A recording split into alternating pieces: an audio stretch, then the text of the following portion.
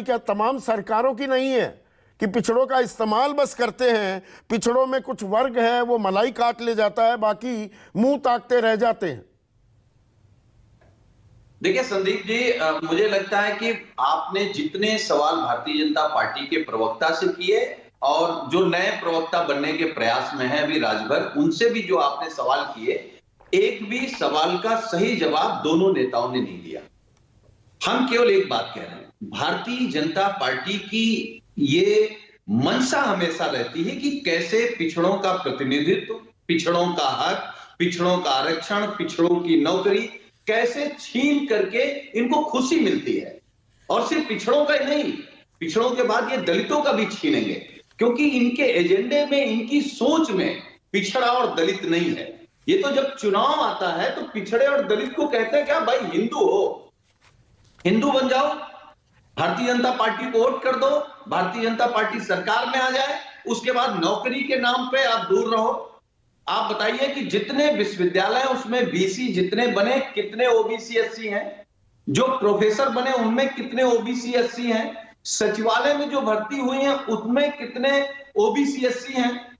जो सरकारी वकील बने हैं हाई कोर्ट में या जिलों में, उसमें कितने ओबीसी एससी हैं? देखिए तकलीफ यही है। नहीं, जायज सवाल है। इसमें एक और सवाल जोड़ दूं, सुनील साजन जायज सवाल पूछ रहे हैं कि इन भर्तियों में, अलग अलग नौकरियों में, प्रोफेसर हो, डॉक्टर हो, पुलिस में भर्तियां हो, कितने ओबीसी हैं और कितने दलित हैं? जायज सवाल।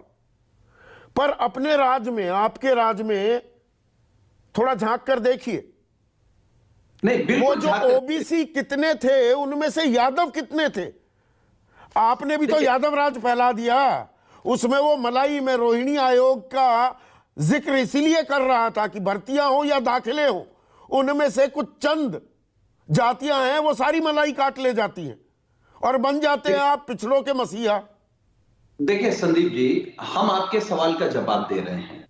मैं कह रहा हूं कि आप रिकॉर्ड निकलवा लीजिए कि भाई कितना यादव भर्ती हो गया। ये तो भाजपा का प्रोपोगंडा था कि सब यादव लिए जा रहा, सब यादव लिए जा रहा। इलाहाबाद में इन्होंने लिख दिया यादव आयोग। अब जब 2-3 विशेष जातियों के लोग 70-80% भर्ती हो रहे हैं तो वो आयोग फिर जातिवादी नहीं हो रहा है। ये सरकार से पूछिए कि सरकार आज, अब जब टीवी चैनलों पर, अखबार और कैमरे के सामने तो बोल रहे हैं कि हम पिछड़ों का आरक्षण दिलाएंगे, क्यों? जब माननीय न्यायालय के सामने पक्ष रखना था तब आपके नकारे अधिकारी क्या कर रहे थे? आपकी नकारी सरकार क्या कर रही थी? क्यों नहीं माननीय न्यायालय के समक्ष आप ये बात रख पाए कि बिना पिछड़ों के आरक्षण के हम चुनाव कराने में की स्थिति में नहीं है?